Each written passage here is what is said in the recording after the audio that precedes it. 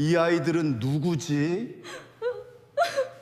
재벌 회장 윤승재는 장례식장 복도에서 우연히 걸음을 멈췄습니다. 그 순간 영정 사진을 보고는 그대로 굳어버렸습니다. 10년 전 아들을 못 낳는다며 집안에서 쫓겨났던 전처의 장례식이 어머니 장례식장 바로 아래층에서 치러지고 있었거든요. 그 조용한 빈소를 지키고 있던 건 상복을 입은 어린 남매뿐이었습니다. 그때 울다 지친 아이가 고개를 드는 순간 윤승재는 숨이 턱 멎었습니다. 자신의 어린 시절과 너무나 닮아 있었기 때문이었죠. 아들을 못 낳아 쫓겨났던 전처의 장례식장에 왜 자신을 닮은 어린아이가 앉아 있었던 걸까요? 이야기 시작 전 구독과 좋아요 꼭 눌러주세요. 계신 곳에 건강의 기운이 가득하기를 바라겠습니다. 윤성그룹의 회장 윤승재는 눈을 뗄 수 없었습니다. 눈매도 콧날도 어릴 시절의 자신이 그대로 앉아 있는 것 같았습니다. 회장 승재와 눈이 마주치자 민우는 손님이라고 생각했는지 급히 일어났습니다. 그 순간 민우의 왼쪽 팔에 걸려있던 상주 완장이 툭 흘러내렸습니다. 어른 팔에 맞게 만들어진 완장이 10살 아이 팔에 맞을 리 없었죠. 민우야, 괜찮아. 옆에 앉아있던 누나 민희가 민우의 흘러내린 완장을 끌어올려 2번 접어 매듭을 묶었습니다. 민우가 윤승재를 다시 올려다봤습니다. 울다 쉬어 갈라진 목소리였습니다. 아저씨, 우리 엄마 알아요? 승재가 입을 떼려는 순간 민희가 민우의 손을 자기 쪽으로 확 끌어당겼습니다. 민우야, 모르는 사람한테 말 걸지 마. 목소리는 낮았지만 단단했습니다. 민우는 바로 입을 다물고 누나의 상복 치마 끝자락을 붙잡았습니다. 그제야 윤승재는 민희의 얼굴을 제대로 봤습니다. 울음을 삼키느라 붉어진 눈가, 그리고 왼쪽 눈 밑에 작은 점. 10년 전 대문 앞에 짐가방 하나를 든 엄마의 치맛자락을 꼭 잡고 서 있던 10살짜리 여자아이가 스쳤습니다. 민희도 윤승재를 가만히 바라보고 있었습니다. 실크로 된 고급 정장, 손목에 화려한 명품 시계, 한눈에 봐도 다른 세계의 사람 같아 보였습니다. 그때 민희의 눈빛이 아주 짧게 흔들렸습니다. 어디서 본 얼굴 같았습니다. 그러나 누구인지 떠오르지 않았고 민희는 짧게 고개를 저었습니다. 저희 엄마를 어떻게 아세요? 승재는 바로 대답하지 못하고 입을 한번 때려다 다시 다물었습니다. 오래전에. 승재는 목이 잠겨 말이 잘 나오지 않아 침을 한번 삼켰습니다. 큰 빚을 진 사람입니다. 민희가 그 말을 듣고 승재의 얼굴을 다시 봤습니다. 그 눈빛이 또 한 번 흔들렸습니다. 빚을 진 사람. 그 말이 마음에 걸렸지만 민희는 더 묻지 않았습니다. 민우가 누나의 옆구리를 살짝 잡아당겼습니다. 누나, 저 아저씨도 엄마 보러 온 거야? 민희는 동생의 손을 꽉 잡았습니다. 승재는 그제야 빈소 안을 천천히 돌아봤습니다. 식은 음식, 국화 2다발은 꽃잎 끝이 누렇게 변해 있었습니다. 입구에 펼쳐진 방명록은 텅 비어 있었죠. 위층 어머니 빈소 안은 너무 달랐습니다. 그 순간 빈소 입구 쪽에서 다급한 발소리가 들렸습니다. 검은 정장을 차려입은 젊은 남자 비서가 문 앞에 멈춰 섰습니다. 회장님. 민희의 손가락이 동생의 손을 쥔 채로 굳었습니다. 회장님, 그 한 단어가 민희의 귀에 박혔습니다. 위층 손님들이 계속 기다리고 계십니다. 승재가 손을 들어 비서의 말을 멈춰 세웠습니다. 잠시만. 비서는 멈칫거리다 고개를 숙이고 빈소 밖으로 물러섰습니다. 민우가 누나의 옷자락을 작게 잡아당겼습니다.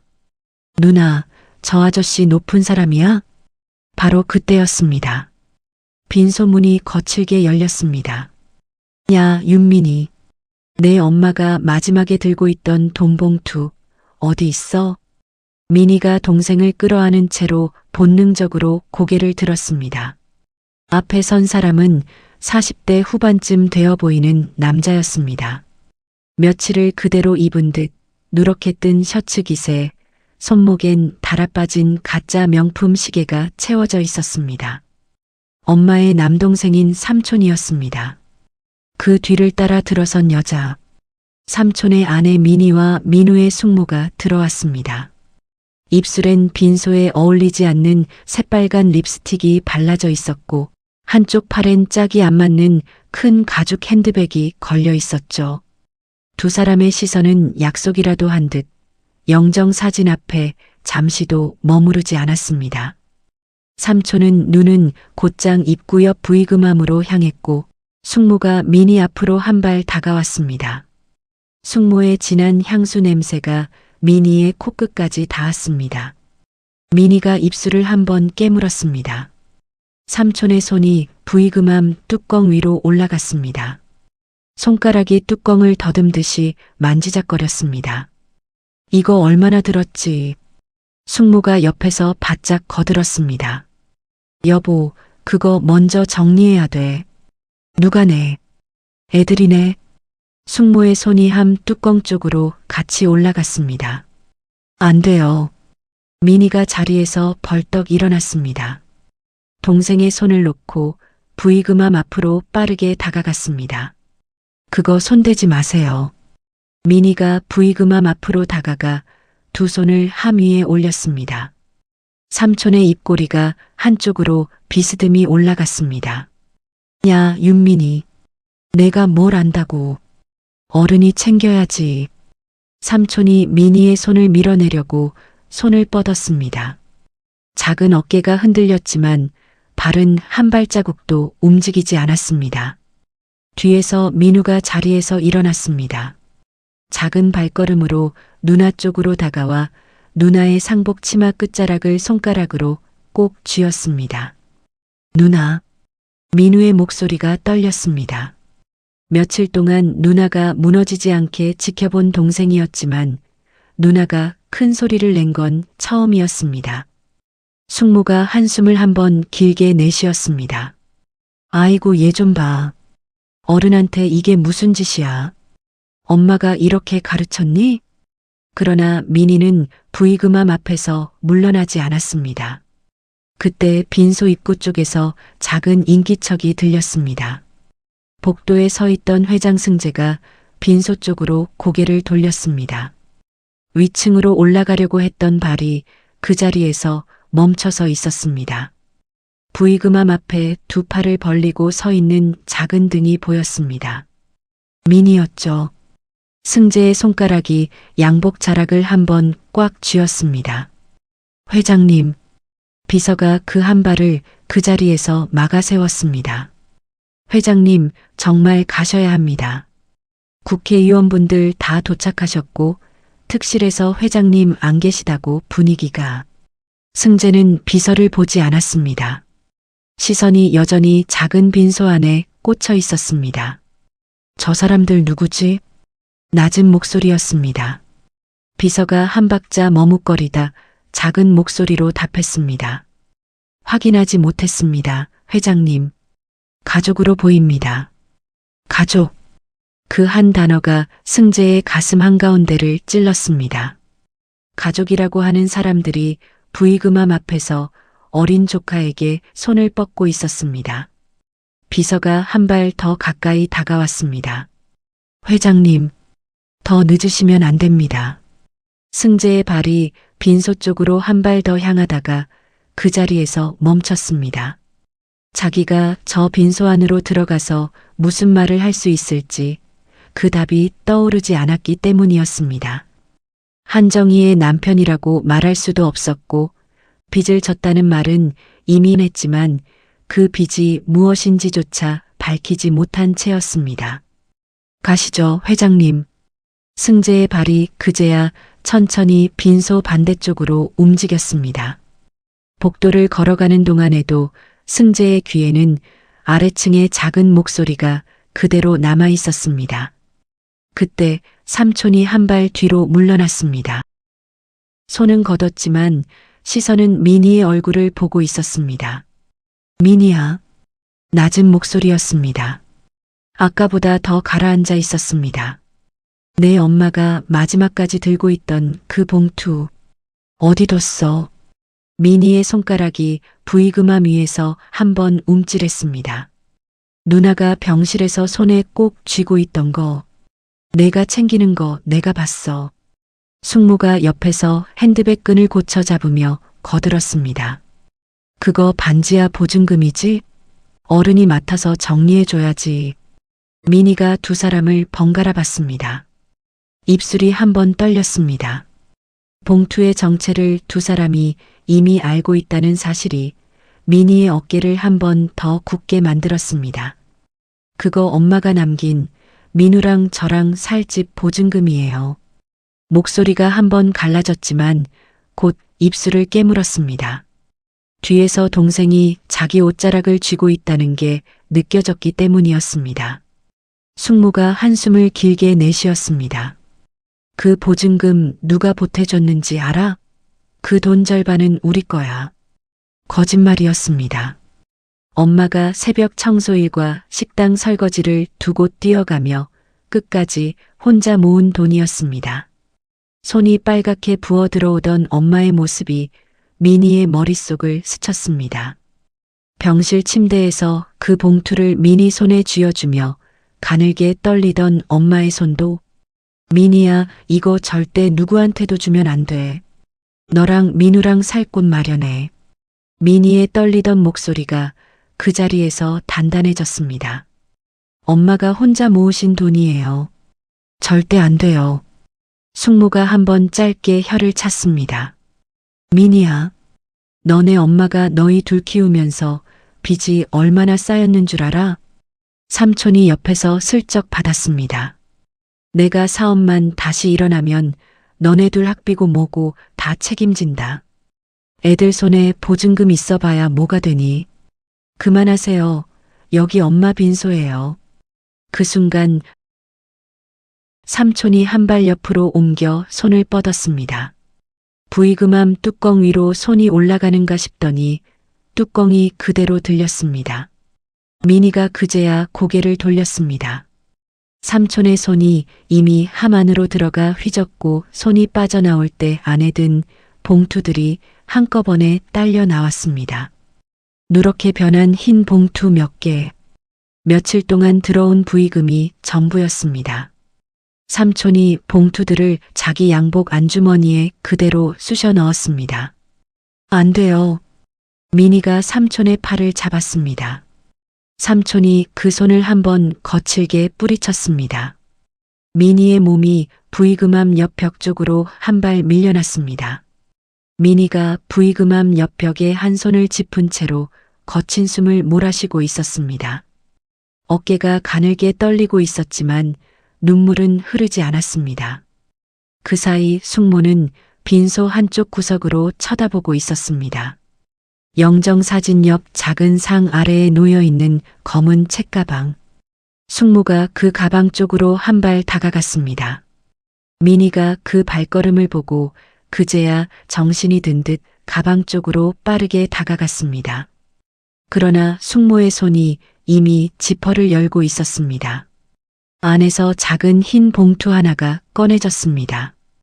봉투 겉에 미니의 둥글둥글한 글씨로 한 줄이 적혀 있었습니다. 민우 급식비. 숙모가 봉투를 한번 흔들어 안에 돈을 가늠했습니다. 봉투 안에서 종이돈 부딪히는 작은 소리가 났습니다. 이거 봐. 따로 챙겨놓은 게 또 있네. 미니가 숙모의 손목을 두 손으로 잡았습니다. 숙모. 그건 민우 학교에 낼 돈이에요. 미니의 손가락이 숙모의 손목을 더 꽉 쥐었습니다. 그러나 숙모는 그 손을 가만히 내려다보고는 입꼬리를 한쪽으로 비틀었습니다. 뒤에서 작은 발소리가 들렸습니다. 민우가 자리에서 일어나 누나 쪽으로 다가오고 있었습니다. 내 거야. 민우의 작은 목소리가 처음으로 빈소 안에 울렸습니다. 며칠 동안 누나 뒤에 숨어 입을 다물고 있던 동생이었습니다. 그거 누나가 놔주려고 챙겨둔 거란 말이야.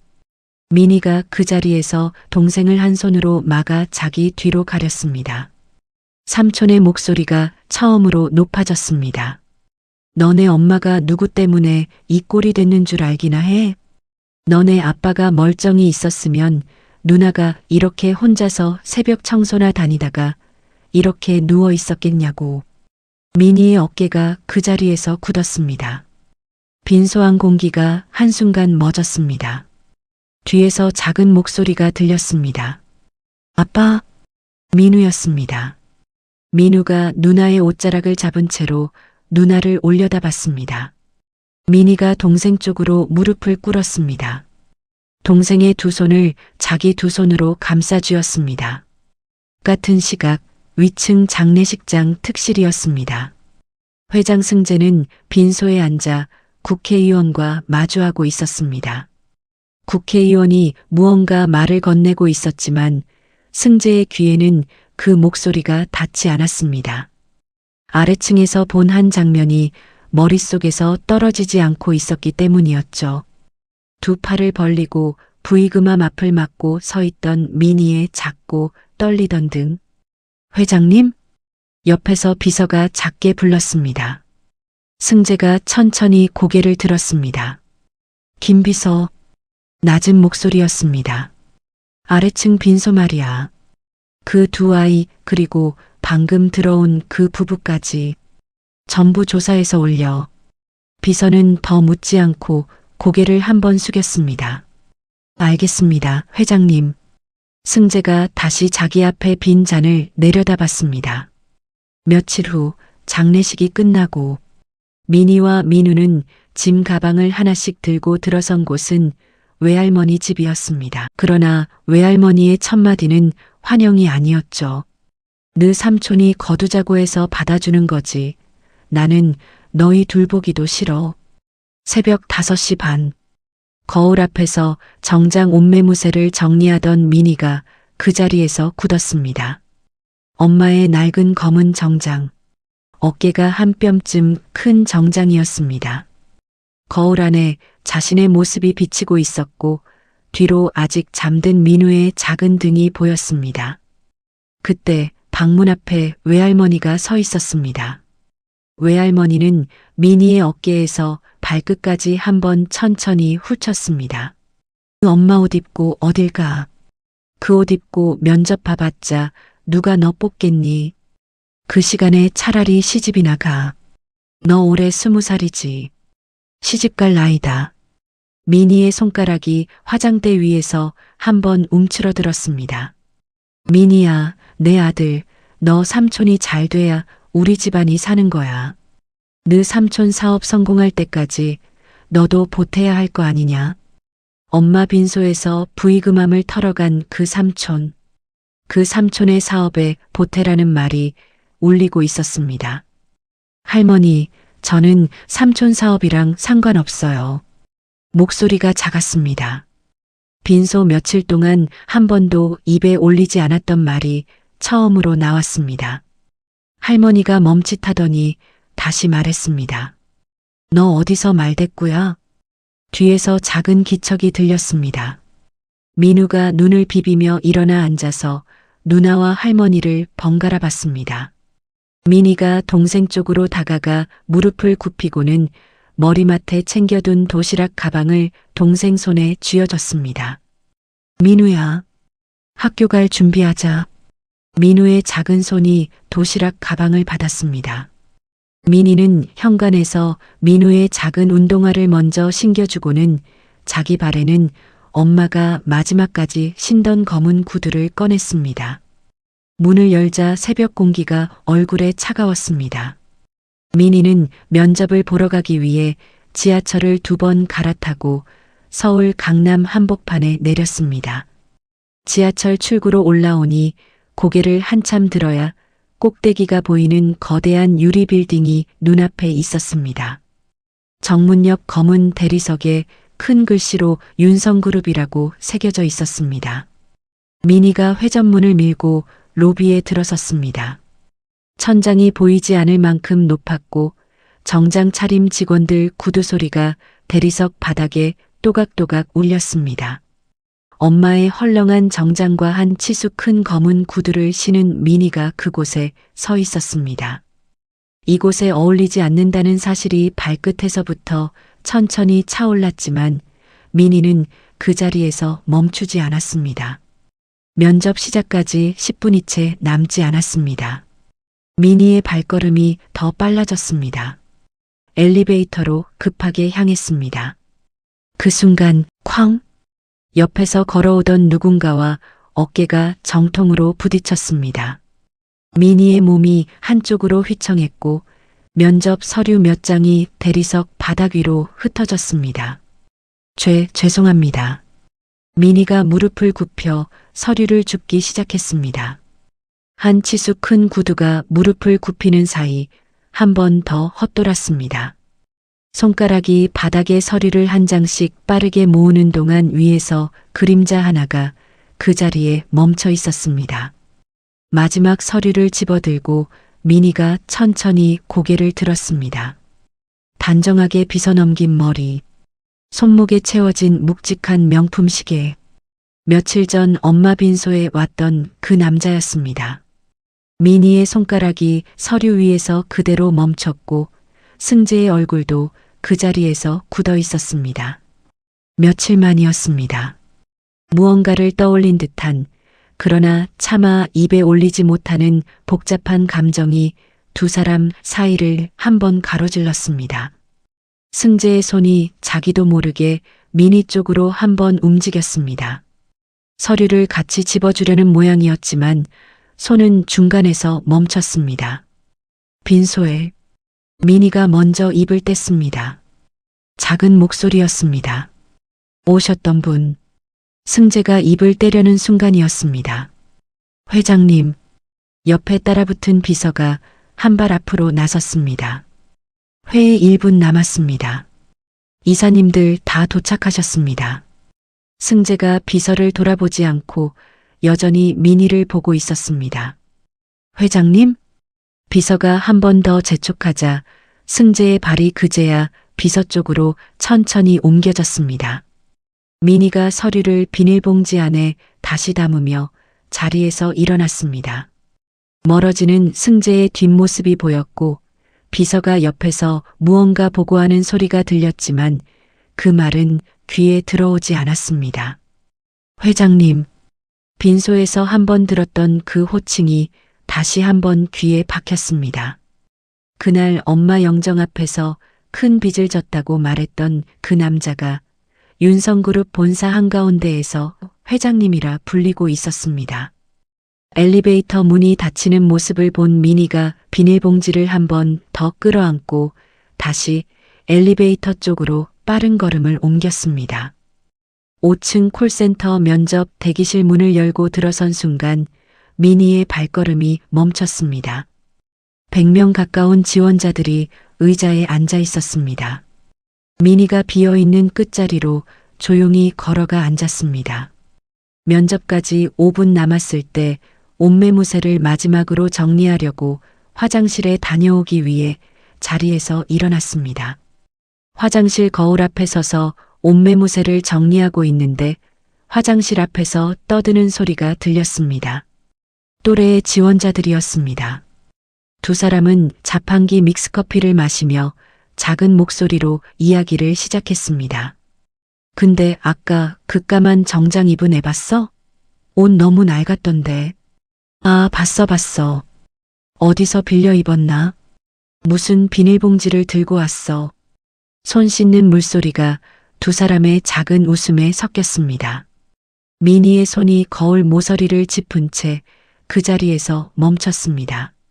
화가 나는 건지 부끄러운 건지 자기도 알 수 없는 감정이 손끝까지 차올랐습니다. 가방 안에서 진동이 울렸습니다. 작게 부르르 떨리는 소리였습니다. 미니가 가방을 열어 화면을 봤습니다. 민우 담임. 미니가 멈칫했습니다. 받으면 통화가 길어질 것 같았고 못 받으면 무슨 일이 났는지 알 수 없었죠.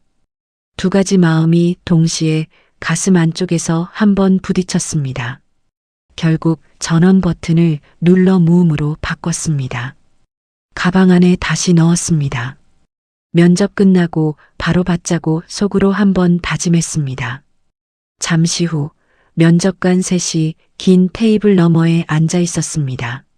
첫 번째 지원자부터 자기소개가 시작됐습니다. 전문대 졸업 후 작년까지 같은 업종 콜센터에서 1년 근무했습니다. 두 번째 지원자도 비슷했습니다. 콜센터 경력 2년, 컴퓨터 활용 자격증. 다음 차례는 미니였습니다. 가운데 면접관이 미니의 이력서를 한번 훑었습니다. 한숨을 작게 내쉬더니 옆자리 면접관에게 넘겼고 그 사람도 한번 훑고는 안경 너머로 미니를 봤습니다. 윤민희 씨, 학생이 왜 지원하셨죠? 미니가 천천히 자리에서 일어섰습니다. 양손을 앞으로 모으는데 손가락 끝이 한번 떨렸지만 머릿속에 누나 빨리 오라던 동생의 작은 목소리가 한번 스쳤습니다. 제가 가족을 책임지고 있습니다. 목소리가 작았지만 떨리지는 않았습니다. 성실히 일하겠습니다. 한 번만 기회를 주시면 절대 패 끼치지 않겠습니다. 면접관 한 명이 이력서를 한 번 더 내려다봤습니다. 가운데 면접관은 펜을 내려놓으며 작게 한숨을 내쉬었습니다. 같은 시각 35층 회의실. 회사 이사가 발언하는 도중 회장석의 승재가 자기 손목 시계를 여러 번 보고 있었습니다. 무릎 꿇고 서류를 줍던 작은 손이 머릿속에서 떠나지 않았죠. 같은 시각 면접장에서 미니가 입을 때려는데 진동이 울렸습니다. 작게 부르르 떨리는 소리였지만 조용한 면접실 안에서 또렷이 들렸습니다. 진동이 다시 한 번 더 길게 울렸습니다. 전화 안 받으셔도 되겠어요? 급한 일 같은데. 괜찮습니다. 다음 질문으로 넘어가려는 순간 진동이 다시 울렸습니다. 가운데 면접관이 잠시 미니의 얼굴을 봤습니다. 의심하는 눈이었습니다. 제가 일자리를 구하지 못하면 동생이 학교를 못 갑니다. 한 번만 기회를 주십시오. 면접관 3명이 서로를 잠깐 봤습니다. 나가셔도 됩니다. 미니가 자리에서 일어났습니다. 면접실 문을 닫자마자 가방 안에서 진동이 다시 울렸습니다. 미니가 복도 벽 쪽으로 빠르게 걸음을 옮겨 전화를 받았습니다. 여보세요. 민우 보호자시죠? 민우 담임 선생님입니다. 민우가 학교에서 일이 좀 있어서요. 담임의 목소리가 평소보다 가라앉아 있었습니다. 뒤에서 누군가 흐느끼는 소리가 작게 들렸습니다. 민우였습니다. 민우가 점심시간에 친구들이랑 다툼이 있었습니다. 지금 보건실에 있어요. 보호자분 와주셔야 할 것 같아요. 미니의 손이 휴대폰을 쥔 채로 한번 굳었습니다. 네, 많이 다친 건가요? 애들이 민우 도시락 열어보고 장난친 모양이에요. 민우가 도시락통을 빼앗기지 않으려고 끌어안고 버티다가 밀쳐졌어요. 뒤에서 민우의 흐느낌이 더 또렷이 들렸습니다. 담임이 민우에게 휴대폰을 바꿔줬습니다. 누나. 작게 갈라진 목소리였습니다. 미니의 손가락이 휴대폰을 더 꽉 쥐었습니다. 민우야. 누나가 갈게. 금방 갈게. 미니의 눈가가 처음으로 붉어졌습니다. 통화를 끊고는 복도 벽에 짚은 손이 잠시 그대로 머물렀습니다. 한번 호흡을 깊게 들이쉬고 손을 거두었습니다. 빠른 걸음으로 엘리베이터 쪽으로 향했습니다. 같은 시각 회의 끝나고 회장 승재가 자기 사무실로 돌아온 직후였습니다. 집무실에 비서가 서류 봉투를 들고 들어왔습니다. 회장님, 장례식장 때 알아보라고 하신 내용입니다. 승재가 책상 위에 서류 봉투를 받아 놓았습니다. 봉투를 여는 손이 한번 멈췄다가 다시 움직였습니다. 한정희. 사망 원인 암, 마지막 거주지 빌라 반지하. 다음 장을 넘기자 가족관계가 나열되어 있었습니다. 윤민이 20세, 윤민우 10세, 두 아이의 이름이 있었습니다. 비서가 한 발 옆으로 비켜서며 작은 목소리로 덧붙였습니다. 회장님, 그리고 한 가지 더 보고 드릴 것이 있습니다. 승재가 천천히 고개를 들었습니다. 윤민혜 씨가 오늘 12시에 본사 콜센터 계약직 면접을 받습니다. 승재가 자리에서 천천히 일어났습니다. 승재의 손이 창틀을 한번 꽉 쥐었습니다. 회장님, 어떻게 할까요? 승재가 창문에서 시선을 거두지 않은 채 답했습니다. 저 면접 결과 나오는 대로 보고해. 목소리가 낮았지만 끝부분이 한번 떨렸습니다. 비서가 잠시 승재의 뒷모습을 봤습니다. 평소의 회장 얼굴이 아니었지만 더 묻지 않고 고개를 한번 숙였습니다.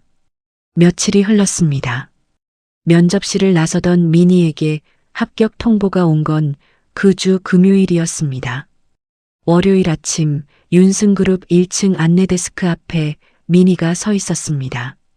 신입교육생용 임시 사원증입니다. 교육 끝나기 전까지 목에 걸고 계세요. 미니가 봉투를 받았습니다.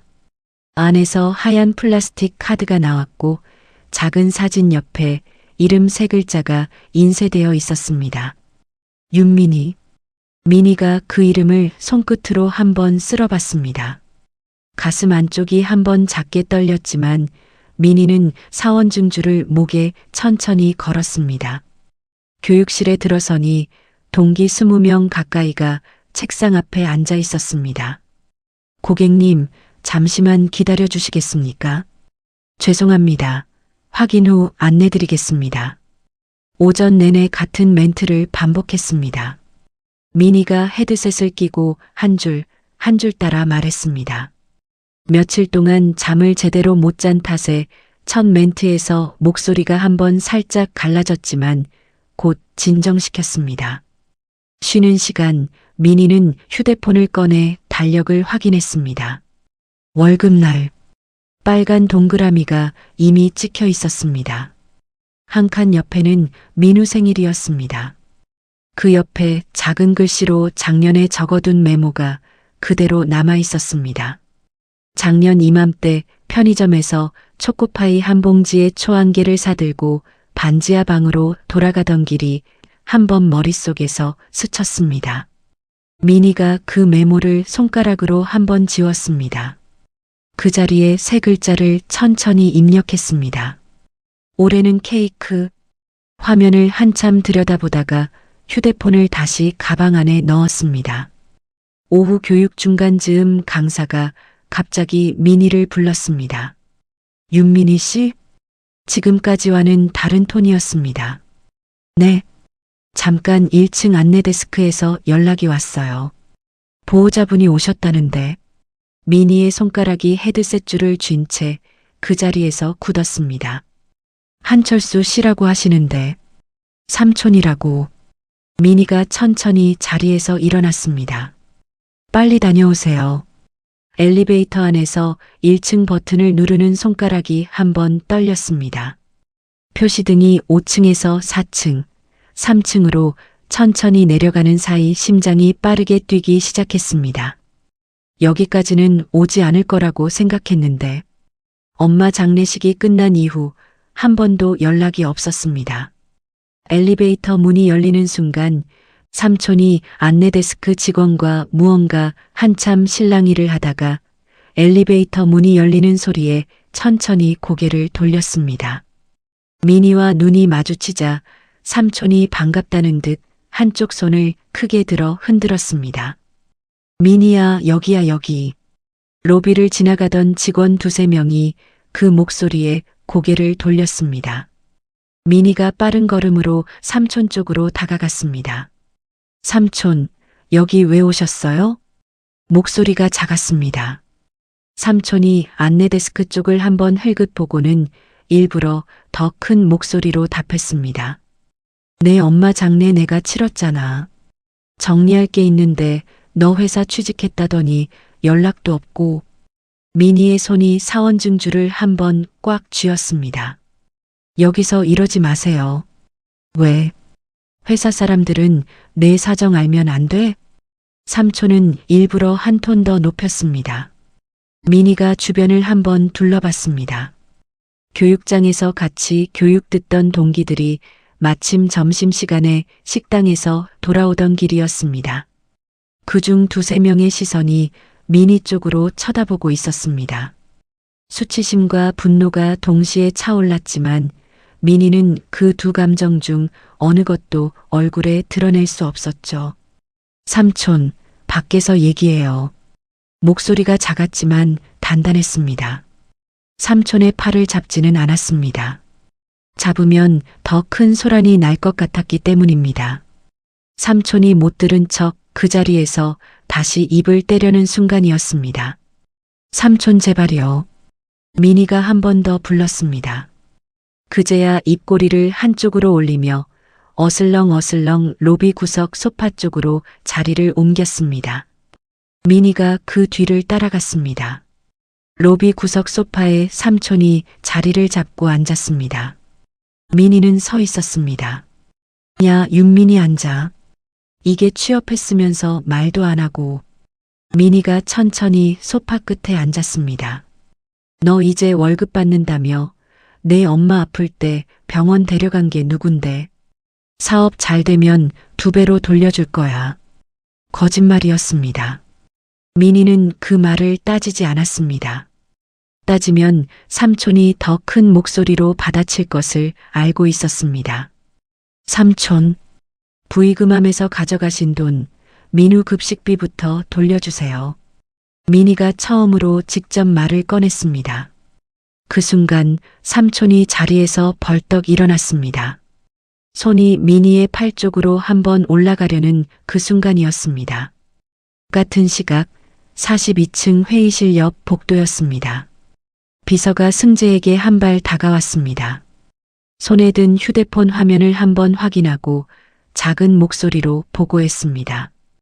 회장님, 1층 로비에 윤민희 씨 보호자라는 사람이 와서 소란을 피우고 있다고 합니다. 승재가 회의실 문 앞에서 그 자리에 멈췄습니다. 보호자? 성함이 한철수 씨라고 합니다. 안내 데스크에서 보고가 올라왔습니다. 승재가 회의실 쪽 문에서 시선을 거두고 엘리베이터 쪽으로 발걸음을 옮겼습니다. 엘리베이터 앞에서 1층 버튼을 눌렀습니다. 승재의 손이 양복 자락을 한번 꽉 쥐었습니다. 엘리베이터 문이 열리자 승재가 한 발을 때려는데 그 자리에서 한 박자 멈췄습니다. 내가 내려가면 무슨 자격으로 막지. 가슴 안쪽에서 2가지 생각이 한번 부딪혔습니다. 아버지로서 뛰어가고 싶은 마음과 아직 아버지라고 말해본 적도 없는 사람으로서 들어갈 자격이 없다는 생각이었습니다. 엘리베이터 문이 1층에서 열렸습니다. 로비 구석 소파 쪽에서 삼촌이 자리에서 일어나 민희 팔 쪽으로 손을 뻗는 모습이 보였습니다. 민희의 어깨가 한번 굳어 있었고 양손은 무릎 위에서 사원증주를 꽉 쥐고 있었습니다. 뭐 하시는 겁니까? 승재의 발걸음이 그 자리에서 빨라졌습니다. 그러나 두 사람 가까이 다가갔을 때는 평소 회의실에 들어설 때의 차분한 걸음으로 돌아와 있었습니다. 삼촌의 손이 민희 팔 쪽으로 가던 도중 그 자리에서 멈췄습니다. 삼촌은 천천히 고개를 돌려 승재를 봤습니다. 승재가 삼촌의 시선을 받으며 한 발 더 가까이 다가왔습니다. 여기는 회사입니다. 직원 개인사를 로비에서 떠들 장소가 아닙니다. 목소리가 차가웠지만 큰 소리는 아니었습니다. 삼촌은 승재의 옷차림을 위아래로 한번 훑었습니다. 한눈에 봐도 비싸 보이는 검은 정장, 손목에 채워진 명품 시계, 수행 비서까지. 그쪽이 누구신데 끼어듭니까? 비서가 한 발 나섰습니다. 윤성그룹 회장님이십니다. 삼촌의 입꼬리가 한쪽으로 살짝 비스듬히 올라갔습니다. 회장이라는 단어가 박힌 후였습니다. 윤민희 씨는 우리 회사 직원입니다. 민희가 그 자리에서 승재를 봤습니다. 회장님이 우리 민희 이름을 어떻게 그렇게 잘 아십니까? 승재의 대답이 한 박자 늦었습니다. 계약직 하나 이름까지 외우시나 봅니다. 둘이 무슨 사이지? 삼촌이 승재 쪽으로 다가왔습니다. 신규 채용자는 회장님께 보고됩니다. 옆에서 비서가 한 발 앞으로 나오며 받았습니다. 삼촌은 다시 민희를 쳐다보고는 입꼬리는 비스듬한 채였습니다. 민희야, 회장님이 너를 왜 챙기는데? 낮은 목소리였습니다.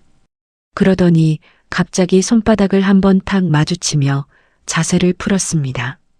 뭐, 오해 살 일이면 안 되니까. 오늘은 그냥 갈게. 목소리가 한 톤 가벼워졌습니다.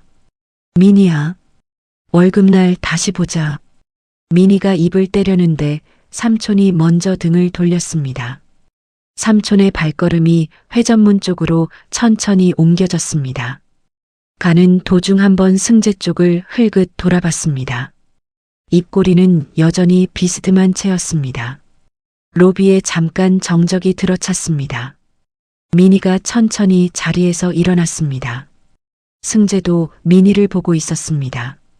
두 사람 사이에 잠깐 정적이 들어찼고 그 정적 안에 묻고 싶은 말과 답하고 싶은 말이 한꺼번에 떠올랐지만 어느 쪽도 입을 떼지 못했습니다. 감사합니다. 회사에 패 끼쳐서 죄송합니다. 작은 목소리였습니다. 승재가 입을 떼려는 순간 민희가 이미 돌아서 엘리베이터 쪽으로 빠른 걸음을 옮기고 있었습니다. 승재가 그 자리에 한참 서 있었습니다. 저 남자, 오늘부터 동선 다 추적해. 어디서 자고, 어디서 돈을 받고, 누구를 만나는지. 비서가 고개를 한번 숙였습니다. 그리고 윤민희 씨, 콜센터 교육 끝나면 어느 부서로 배치되는지 확인해. 알겠습니다, 회장님. 승재가 엘리베이터 쪽으로 천천히 발걸음을 옮겼습니다. 손가락 끝이 양복 자락을 한 번 더 꽉 쥐었다가 풀었습니다. 늦은 밤 승재의 집무실이었습니다. 창밖으로 서울 도심의 야경이 한 폭처럼 펼쳐져 있었지만 승재의 시선은 그 야경 쪽으로 가 있지 않았습니다. 낮에 로비에서 본 민희의 작은 등이 머릿속에서 떠나지 않은 채였습니다. 똑똑 비서가 서류 봉투를 들고 들어왔습니다. 회장님 말씀하신 추가 조사 내용입니다. 삼촌 동선과 자금 흐름 그리고 한정의 시 추가 자료입니다. 비서가 잠시 뜸을 들였습니다. 보시면 회장님께서 따로 확인하고 싶어 하실 만한 내용이 들어 있습니다. 승재가 비서를 한번 봤습니다. 평소보다 조심스러운 표정이었습니다. 알겠네. 나가 있게. 승재가 봉투를 한번 내려다봤습니다. 무엇이 들어있는지 머리는 이미 짐작하고 있었지만 가슴은 그 짐작을 받아들이지 않으려는 채였습니다. 천천히 봉투를 열었습니다. 승재의 시선이 첫 장을 넘긴 순간 그 자리에서 굳었습니다. 윤민우. 이름 세 글자가 보고서 맨 위에 인쇄되어 있었고 그 아래 출생일이 까만 글씨로 또렷이 적혀 있었습니다. 승재의 손이 떨리기 시작했습니다. 보고서 한쪽 모서리를 쥔 손가락에 힘이 들어가면서 종이가 한번 살짝 구겨졌습니다. 민우의 출생 날짜. 머릿속에서 무엇인가 빠르게 계산되고 있었습니다. 그 손이 자기도 모르게 책상 서랍을 거칠게 열었습니다. 안에서 10년 전 그 해의 다이어리를 꺼냈습니다. 10년 전 그날, 한정희가 민희의 손을 잡고 그 집에서 쫓겨나던 날, 승재가 그 날짜를 손가락 끝으로 짚은 채 천천히 시선을 보고서 위 출생일로 옮겼습니다. 쫓겨나고 7개월 후, 승재의 입에서 짧은 숨이 새어나왔습니다. 의자 뒤로 몸이 한번 휘청 기댔습니다. 아들을 못 낳는다며 쫓겨난 아내가 그 집을 나온 뒤 혼자 아들을 낳은 것이었습니다. 아들도 못 낳는 며느리. 집안대를 끄는 며느리. 승재의 손바닥이 책상 위를 한번 쾅 쳤습니다. 책상 위 빈 잔이 흔들렸고 옆에 놓여있던 펜 하나가 바닥으로 떨어졌습니다. 펜이 바닥에 닿는 소리가 텅 빈 집무실 안에 또렷이 울렸습니다. 승재가 두 손으로 얼굴을 한번 감쌌습니다. 손바닥이 식은땀으로 축축했습니다. 낡은 종이 한 장의 사본이 보고서 안에 끼워져 있었습니다. 초음파 사진이었습니다. 한정희가 시댁에서 쫓겨난 지 2달이 지난 날짜였고 한정희도 그날까지는 몰랐다는 뜻이었죠. 시댁 거실에서 도둑이라는 말을 그대로 뒤집어 쓰고 딸 손을 잡고 그 집을 걸어 나오던 그날 한정희의 몸 안에는 이미 그 집의 아들이 자라고 있었고 한정희 자신도 모르는 채였습니다. 2달이 지나 그 사실을 알았을 때 한정희는 연락하지 않았습니다. 승재가 그 자리에서 입을 한번 다물었다 떼었습니다. 연락할 이유가 없었을 것이었습니다. 자기를 도둑이라 부르고 딸을 망신이라 부른 그 집에 아들이라는 사실을 알리면 시댁이 다시 자기를 부를 게 아니라 아들만 데려갈 것이 뻔했죠. 승재가 의자 등받이에 천천히 몸을 기대고는 10년 전 그날을 떠올렸습니다. 10년 전 거실 한가운데 회장 승재의 어머니 박 여사가 서 있었습니다. 손에 낡은 자개 보석함이 들려 있었고 그 보석함을 박 여사가 그대로 거실 바닥에 던졌습니다. 아들 하나 못 낳더니 이제 집안 물건까지 손대? 박 여사의 목소리가 거실 천장에 부딪혔습니다. 저 아닙니다. 어머니, 제발 믿어주세요. 그러나 박 여사는 그 목소리를 받아주지 않았습니다. 친정 빚이 얼마나 쌓였길래 가문 물건에까지 손을 대. 딸 하나 낳고 집안대를 끄는 것도 모자라서 이젠 도둑질까지. 말이 한꺼번에 쏟아졌습니다.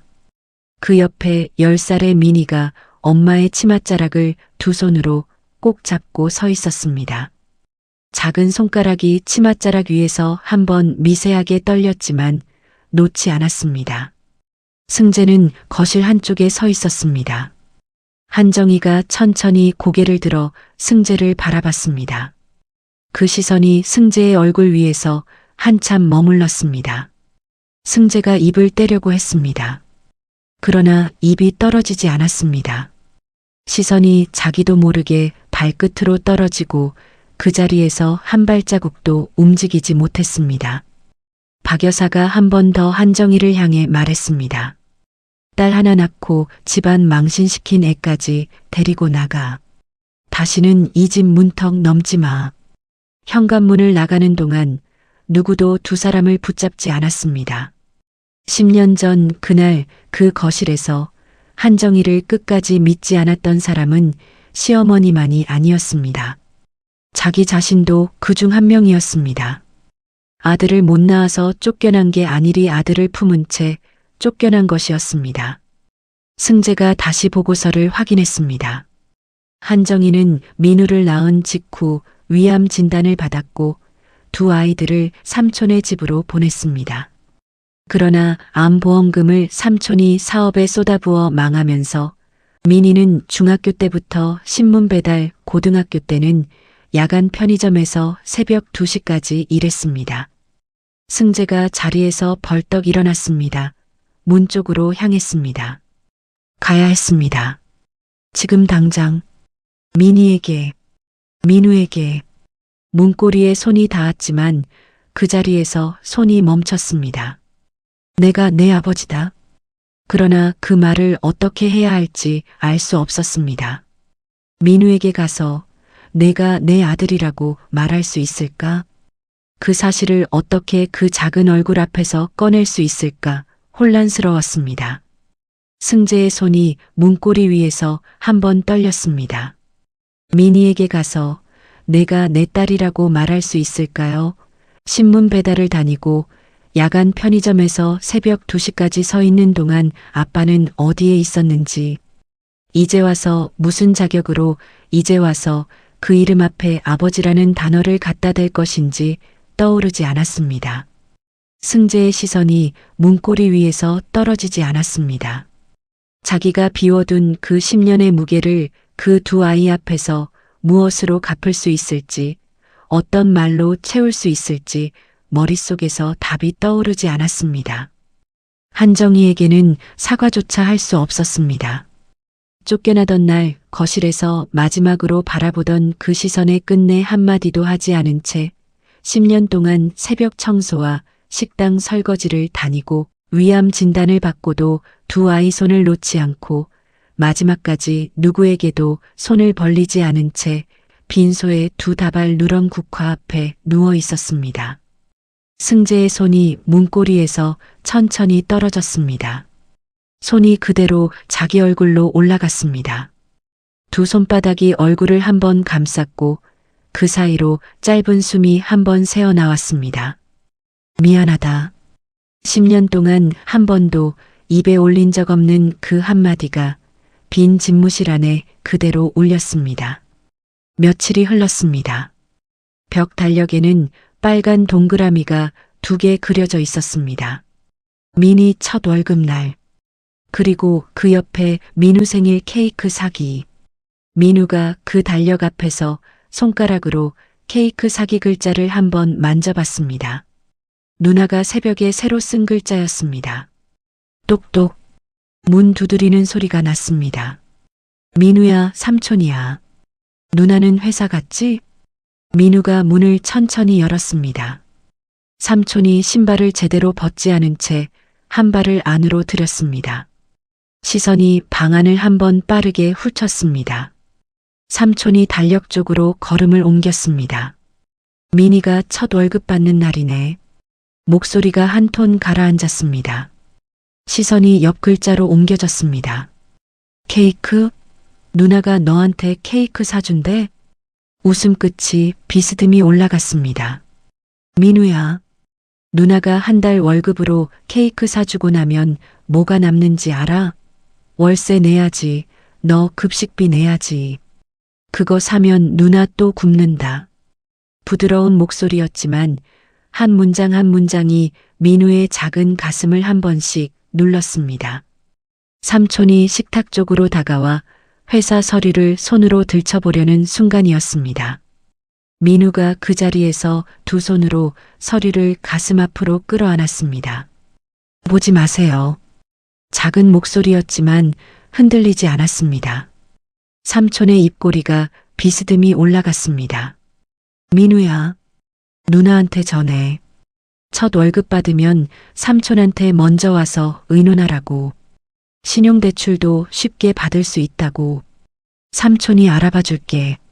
삼촌이 문 쪽으로 향하다가 한번 돌아보더니 문이 닫혔습니다. 방 안에 민우 혼자 남았습니다. 작년 생일이 머릿속에 떠올랐습니다. 누나가 편의점에서 사온 초코파이 한 봉지에 작은 초 한 개를 꽂아주고는 작게 노래를 불러줬습니다. 민우는 좋아하는 척 웃었지만 초를 끄고 나서도 한참 동안 빈 포장지 끝을 만지작거리며 있었습니다. 민우가 자리에서 천천히 일어났습니다. 책상 서랍을 열었습니다. 안에 작은 동전통이 들어 있었습니다. 500원짜리 2개, 100원짜리 7개. 작년에 누나가 산 초코파이 한 봉지가 얼마였는지 정확히 기억나지 않았지만 1,000원으로 살 수 있었던 것 같았습니다. 민우가 동전을 한 줌 모아 손에 쥐었습니다. 휴대폰을 들고 누나에게 문자를 쓰기 시작했습니다. 누나 케이크 안 사도 돼. 나 초코파이 사올게. 누나가 이 문자를 보면 화를 낼 것 같았지만 민우가 전송 버튼을 눌렀습니다. 화면 한쪽에 작은 배터리 표시가 빨갛게 떠 있었습니다. 충전기를 어디 뒀는지 잠깐 생각하다가 일단 누나가 오기 전에 다녀와야 한다는 생각이 먼저였습니다. 민우가 작은 외투를 한 벌 입었습니다. 작년 누나가 사준 외투인데 어깨선이 살짝 안 맞기 시작한 옷이었습니다. 문을 열고 나섰습니다. 밖은 흐린 날이었습니다. 골목 끝 하늘 한쪽에서 작은 빗방울 몇 개가 떨어지기 시작하고 있었습니다. 같은 시각 윤성그룹 본사 콜센터 교육실이었습니다. 미니가 헤드셋을 끼고 마이크 앞에서 같은 고객 멘트를 반복하고 있었습니다. 옆구리에 둔 가방 안에서 진동이 한번 울렸습니다. 미니가 헤드셋을 한쪽 귀에서 내리지 않은 채로 휴대폰을 잠깐 꺼냈습니다. 화면에 민우 이름이 떠 있었습니다. 문자였습니다. 누나 케이크 안 사도 돼. 내가 초코파이 사올게. 미니의 손가락이 화면 위에서 그 자리에서 굳었습니다. 손가락이 즉시 통화 버튼을 눌렀습니다. 신호음이 한번 울리다 끊겼습니다. 다시 걸었습니다. 두 번째에는 연결이 되지 않았습니다. 미니가 자리에서 벌떡 일어났습니다. 윤민희 씨? 강사가 책상 사이에서 한번 불렀습니다. 미니가 그 자리에서 한번 멈춰 강사 쪽을 돌아봤습니다. 동생이 사라졌습니다. 작은 목소리였지만 떨리지 않았습니다. 죄송합니다. 미니가 더 듣지 않고 교육실 문 쪽으로 빠른 걸음을 옮겼습니다. 강사가 한 번 더 부르는 소리가 뒤에서 들렸지만 그 목소리는 귀에 닿지 않았습니다. 엘리베이터 앞에서 1층 버튼을 눌렀습니다. 같은 시각 42층 집무실이었습니다. 승재가 책상 앞에 앉아 있었습니다. 책상 위에는 어젯밤 본 그 보고서가 그대로 펼쳐져 있었습니다. 문이 거칠게 두드려졌습니다. 비서가 평소와 다른 걸음으로 들어왔습니다. 회장님, 목소리가 한 톤 가라앉아 있었습니다. 5층 교육실에서 윤민희 씨가 방금 자리를 박차고 나갔습니다. 동생이 사라졌다고 합니다. 연락이 안 된다고. 승재가 자리에서 일어났습니다. 의자 팔걸이를 한번 꽉 짚었습니다. 안 그러면 다리가 한 박자 휘청할 것 같았습니다. 차 준비해. 오늘 일정 다 미뤄. 알겠습니다, 회장님. 미니가 우산도 없이 골목 안쪽으로 빠른 걸음을 옮겼습니다. 집 앞에 도착해 문을 열었습니다. 방 안이 비어 있었습니다. 책상 서랍이 한쪽 열려 있었고 안에 동전통이 사라져 있었습니다. 골목 끝 편의점 쪽으로 뛰었습니다. 비가 점점 굵어지면서 머리가 한쪽 어깨로 젖어 들어왔습니다. 편의점 문을 밀고 들어갔습니다. 계산대 직원에게 다급한 목소리로 물었습니다. 10살쯤 되는 남자아이, 조금 전에 안 왔어요? 초코파이 사러 왔을 텐데. 직원이 한 박자 생각하다가 답했습니다. 아, 그 작은 친구. 1시간쯤 전에 왔다 갔어요. 비가 더 굵어졌습니다. 미니가 골목을 한번 둘러봤습니다. 편의점 옆에 작은 벤치가 하나 있었습니다. 그 벤치 위에 작은 그림자 하나가 앉아 있었습니다. 미니의 다리가 그 자리에서 한 박자 휘청했습니다. 그러고는 그대로 벤치 쪽으로 빠른 걸음을 옮겼습니다. 민우였습니다. 작은 외투가 비에 젖어 어깨가 한쪽으로 가라앉아 있었고 손에는 비닐에 쌓인 초코파이 한 개가 들려 있었습니다. 누나. 작은 목소리였습니다. 케이크 안 사도 돼. 나 초코파이 있어. 미니가 그 자리에서 무릎을 굽혔습니다. 옷자락이 비에 젖은 바닥에 닿는 것도 모른 채였습니다. 두 손이 민우의 양 어깨를 잡았습니다. 민우야. 목소리가 떨렸습니다. 그때 골목 입구에 검은 차 한 대가 멈췄습니다. 차 문이 열리고 검은 정장 한 사람이 우산을 든 채 내렸습니다. 승재였습니다. 승재의 시선이 벤치 위 두 사람에게 닿았습니다. 비에 젖은 작은 외투, 손에 쥔 구겨진 초코파이 한 개, 무릎을 굽힌 누나의 어깨 위로 떨어지는 빗방울. 승재의 발걸음이 그 자리에서 한 박자 멈췄습니다. 미니가 민우의 어깨를 안고 한 번 더 매만졌습니다. 민우야, 일어날 수 있어? 응. 민우가 일어서려는데 다리가 한 번 휘청했습니다. 손에 든 초코파이가 그 자리에서 벤치 옆 바닥으로 떨어졌습니다. 민우야. 민희가 다급히 민우를 붙잡았습니다. 민우의 손끝을 잡았는데 얼음처럼 차가웠습니다. 승재의 발걸음이 그제야 두 사람 쪽으로 빠르게 옮겨졌습니다. 들고 있던 우산을 두 사람 위로 받쳐들었습니다. 목소리가 낮았습니다. 지금 병원으로 가야 돼요. 승재가 자기 코트를 한 번에 벗었습니다. 그 코트를 민우의 어깨 위에 덮으려는데 민희가 그 손을 한 번 막으려 했습니다. 괜찮습니다. 민희의 목소리가 흔들렸지만 단단했습니다. 승재가 그 자리에서 한 박자 멈췄습니다. 민희야, 지금 이럴 때가 아니야. 승재가 처음으로 민희 이름을 입에 올렸습니다. 회장으로서가 아니라 그냥 그 자리에서 떨어진 한마디였습니다. 민희의 시선이 승재 쪽으로 한 번 옮겨졌습니다. 그 시선 안에 무엇인가 이상하다는 감각이 다시 흔들렸지만 민희는 그 감각을 옆으로 밀어두었습니다. 지금은 동생이 먼저였습니다. 민희가 민우를 다시 안았습니다. 민우의 손끝이 점점 더 차가워지고 있었습니다. 승재의 코트가 민우의 어깨 위에 덮였습니다. 승재가 무릎을 굽혀 민우를 직접 안아 올렸습니다. 차 안에 민우를 눕혔습니다.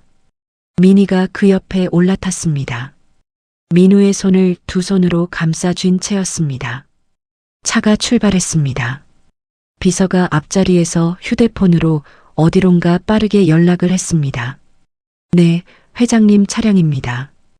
응급실 바로 받아주십시오. 10살 남자아이 의식이 흐리고 체온이 낮습니다. 차창 너머로 빗줄기가 빠르게 흘러갔습니다. 대학병원 응급실 입구에 차가 멈췄습니다. 대기하고 있던 의료진이 빠르게 다가왔습니다. 승재가 직접 차 문을 열고 민우를 안아내렸습니다. 의료진이 들것에 민우를 옮겨 안으로 뛰어들어갔습니다. 민희가 그 뒤를 따라 뛰었습니다. 응급실 안에서 의료진이 민우의 상태를 빠르게 확인을 시작하는 사이 간호사가 민희에게 다가왔습니다. 보호자분, 잠깐 접수 창구에서 서류 작성해 주셔야 합니다. 민희가 고개를 한번 끄덕이고 접수 창구 쪽으로 향했습니다. 접수 창구 직원이 입원 동의서를 한 장 내밀었습니다. 민희가 그 종이를 받았습니다. 한 글자를 적으려는 순간이었습니다. 승재의 손이 그 자리에서 민희의 손을 한 번 막았습니다. 민희의 손이 그 자리에서 굳었습니다. 뭐 하시는 거예요? 민희의 목소리가 작았지만 떨리지 않았습니다. 접수창구 직원이 두 사람을 번갈아 봤습니다. 저 아이 보호자 누구시죠? 민희가 직원 쪽을 봤습니다. 승재가 천천히 입을 떼었습니다. 아버지입니다. 민희의 손이 그 자리에서 그대로 굳었습니다.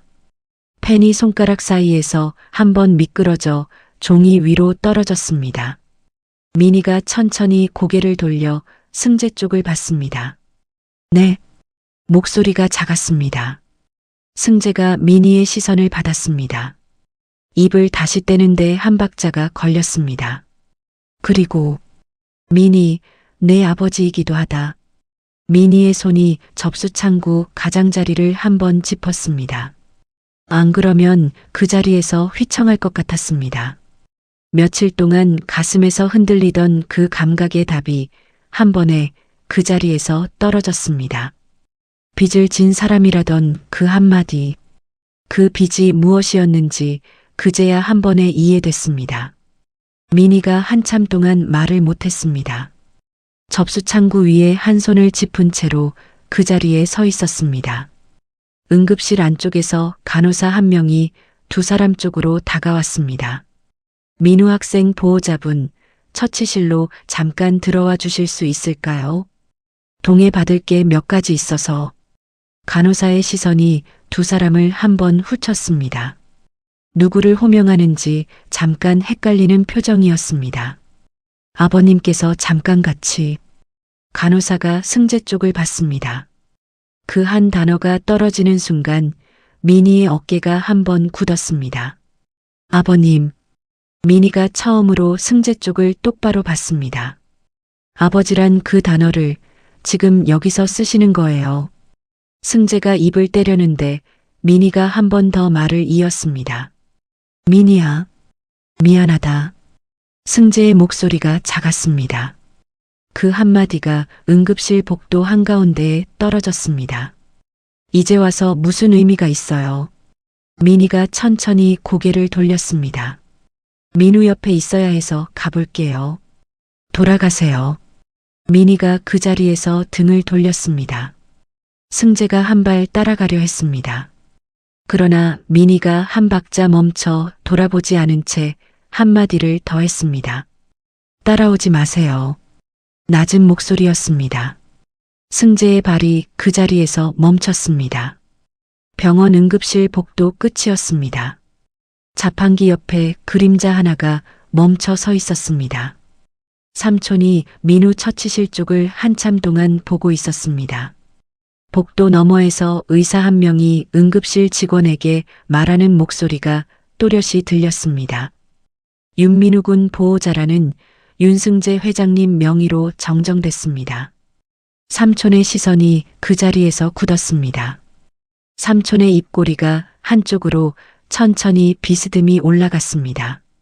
며칠 전부터 머릿속에서 가늠하던 그림이 그 자리에서 한 번에 맞춰졌습니다. 낮은 목소리로 혼잣말을 한 번 했습니다. 역시 긴가민가 했는데. 삼촌이 천천히 등을 돌렸습니다. 복도를 빠져나가는 발걸음이 평소보다 가벼웠습니다. 다음 날 오전 10시 윤성그룹 본사 12층 회장실 문이 거칠게 열렸습니다. 비서가 막으려는 손을 삼촌이 가볍게 뿌리쳤습니다. 회장님, 잠깐 대화 좀. 승재가 책상에서 천천히 고개를 들었습니다. 비서를 향해 작게 손을 들었습니다. 들여보내라는 신호였습니다. 삼촌은 소파에 허락 없이 자리를 잡고 앉았습니다.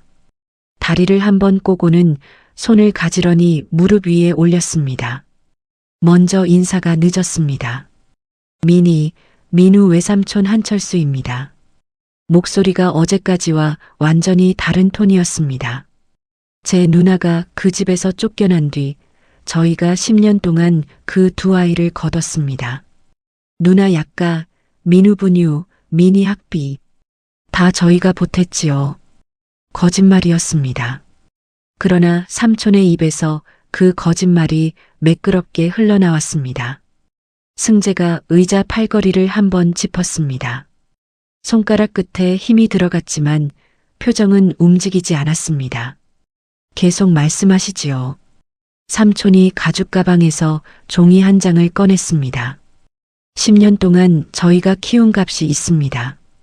친아버지께서 이제 나타나셨으니 그 비용부터 정리해 주셔야 하지 않겠습니까? 승재가 그 종이를 한번 봤습니다. 삼촌이 마지막으로 한마디를 더 얹었습니다.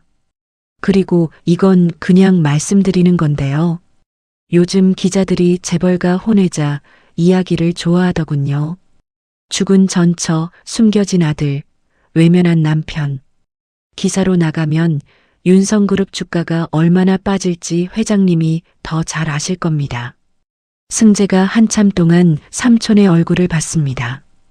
의자 팔걸이를 잡은 손가락 마디가 하얗게 변해 있었습니다. 그러나 그 자리에서 화를 내지 않았습니다. 승재가 비서를 한번 봤습니다. 비서가 작게 고개를 끄덕였습니다. 녹취가 시작된 지 이미 한참이었습니다.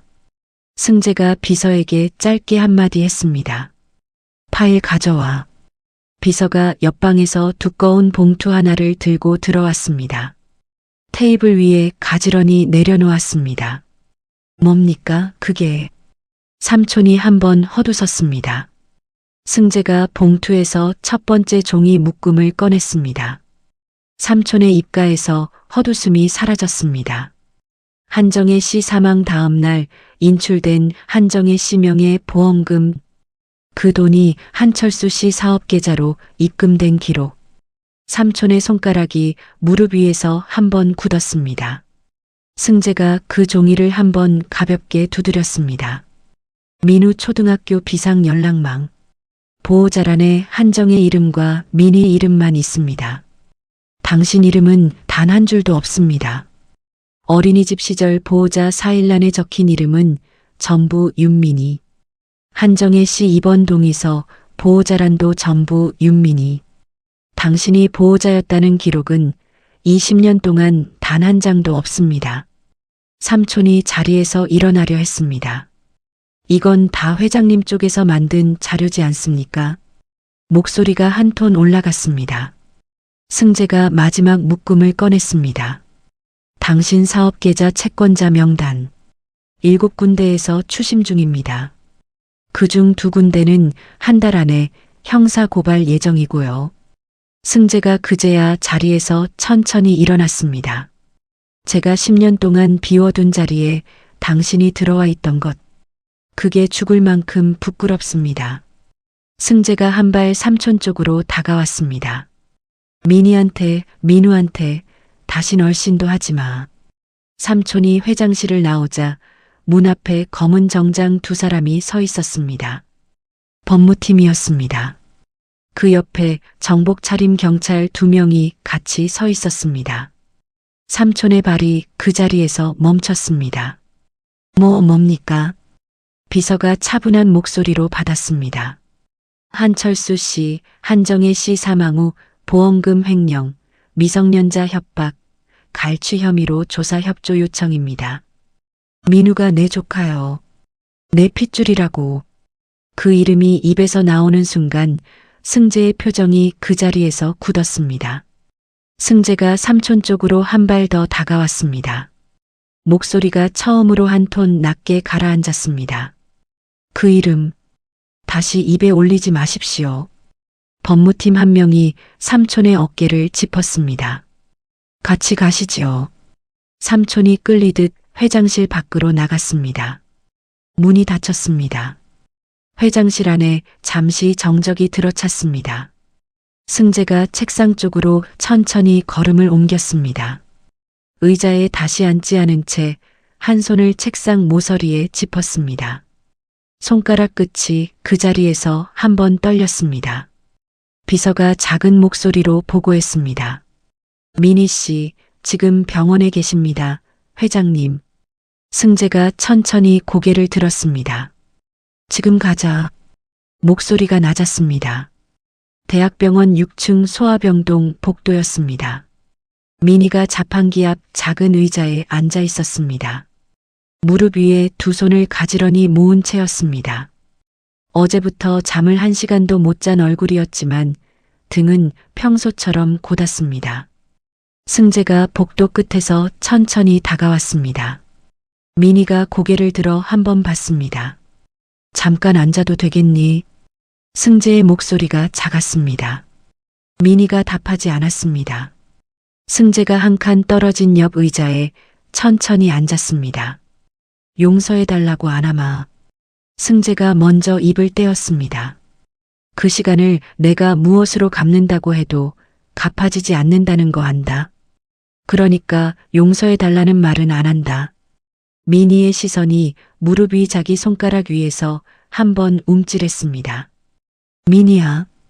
승재의 목소리가 한번 떨렸습니다. 내가 나를 아버지라고 안 불러도 된다. 평생 안 불러도 된다. 그래도 이제는 보호자 역할은 하게 해줄 수 있겠니? 민희가 그 자리에서 답하지 않았습니다. 손가락이 무릎 위에서 한번 쥐어졌다가 풀렸습니다. 승재가 더 말하지 않았습니다. 민우 깨면 들어가도 되겠니? 승재가 한 박자 뜸을 들이고 물었습니다. 민희가 한참 만에 고개를 한번 끄덕였습니다.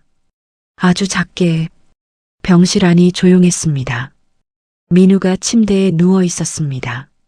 손등에는 작은 링거 바늘이 꽂혀 있었고 옆에 작은 곰 인형이 놓여 있었습니다. 병실 문이 한번 가만히 두드려졌습니다. 승재였습니다. 문 앞에서 한 박자 멈춰 서 있었습니다. 들어가도 되는지 망설이는 자세였습니다. 민희가 한번 봤습니다. 시선이 그 자리에서 잠깐 머물다가 작게 고개를 한번 끄덕였습니다. 승재가 천천히 들어왔습니다. 침대 발치 쪽으로 한 발 한 발 옮겼습니다. 안 그러면 민우가 깰까봐 발소리를 죽인 채였습니다. 침대 발치에 도착하자 승재가 천천히 무릎을 굽혔습니다. 그 자리에 그대로 한참 앉아 있었습니다. 민우의 작은 손가락이 한번 움직였습니다. 눈꺼풀이 천천히 떠졌습니다. 누나의 얼굴을 먼저 봤습니다. 그러고는 시선이 천천히 침대 발치 쪽으로 옮겨졌습니다. 아저씨, 목소리가 작았습니다. 승재의 시선이 그 작은 얼굴 위에서 떨어지지 않았습니다. 민우가 한 번 더 입을 떼었습니다. 이번에는 조금 다른 목소리였습니다.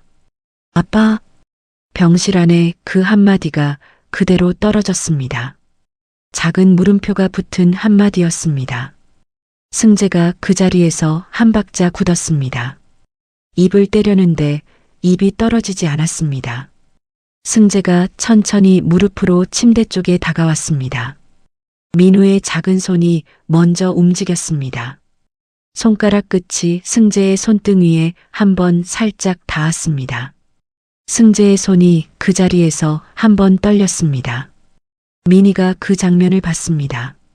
시선이 두 사람의 닿은 손 위에서 한참 머물렀지만 막지 않았습니다.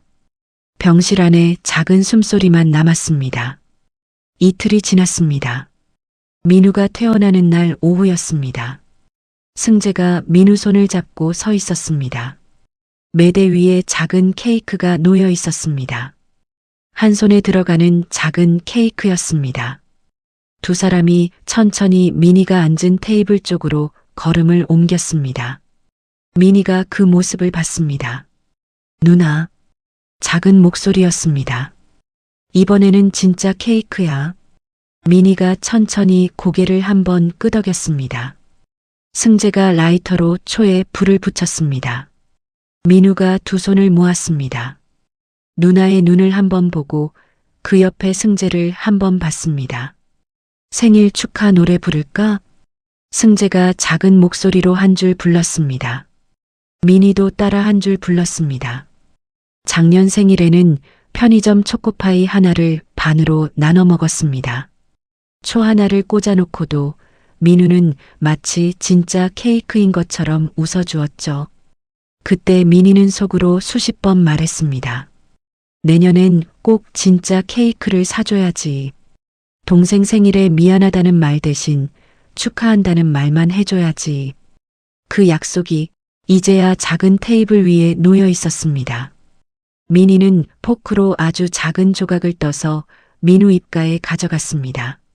생일 축하해, 민우야. 민우가 케이크를 받아 먹고는 눈을 동그랗게 떴습니다.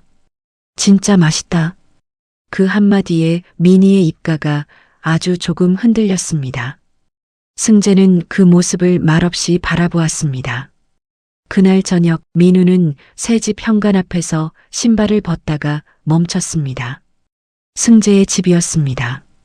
넓은 거실, 따뜻한 조명, 흰 커튼, 창밖으로 보이는 정원.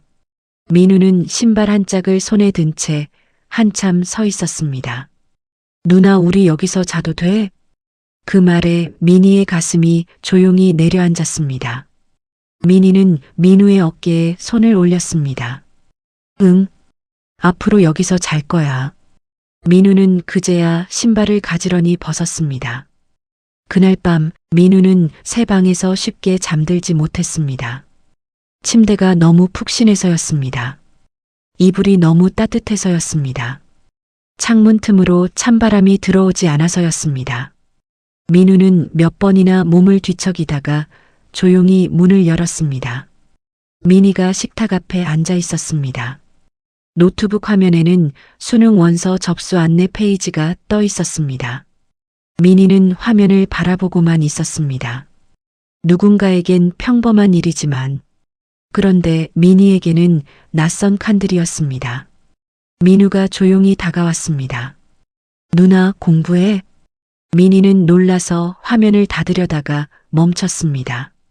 그리고 아주 작게 고개를 끄덕였습니다. 응, 다시 해보려고. 민우는 식탁 맞은편에 앉았습니다. 그럼 나도 옆에서 숙제할래. 민희는 민우를 바라보았습니다.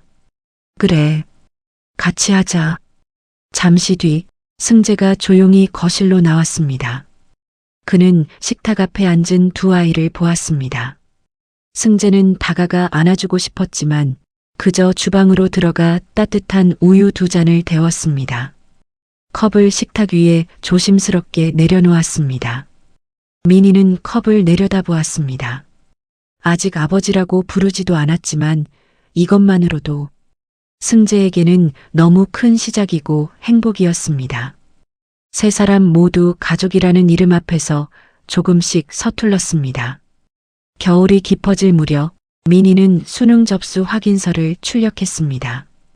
민우가 옆에서 고개를 빼꼼 내밀었습니다.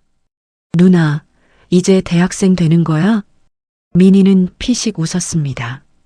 아직 몰라. 공부 많이 해야 돼. 민우는 진지하게 고개를 끄덕였습니다. 그럼 내가 조용히 할게. 승재가 뒤에서 조용히 말했습니다. 민우도 공부해야지. 민우는 작게 투덜거렸고 민희는 아주 짧게 웃었습니다. 그 웃음소리에 거실 공기가 조금 따뜻해졌습니다. 승재는 그 모습을 바라보며 마음속으로 하늘나라에 있는 전처 한정희에게 말했습니다. 늦었다는 걸 안다고. 용서받을 수 없다는 것도 안다고. 하지만 이제는 도망치지 않겠다고. 그가 해야 할 일은 기다리는 것이었습니다. 늦게 도착한 사람이 할 수 있는 유일한 일은 다시는 떠나지 않는 것이었으니까요. 뒤늦게나마 피부치를 알아보고 아이들의 곁을 지키겠노라 다짐한 아버지의 참회가 하늘에 있는 엄마에게도 작은 위로가 되었기를 바라봅니다. 오늘 이야기가 마음에 드셨다면 구독과 좋아요로 응원을 보내주세요. 지금 어디서 이야기 듣고 계신지 댓글로 알려주시면 그곳에 건강의 기운이 가득하기를 바라겠습니다. 비가 오나 눈이 오나 언제나 선생님들의 든든하고 정겨운 말동무가 되어드리겠습니다. 오늘도 식사 잘 챙겨 드시고 평안한 하루 보내셔요.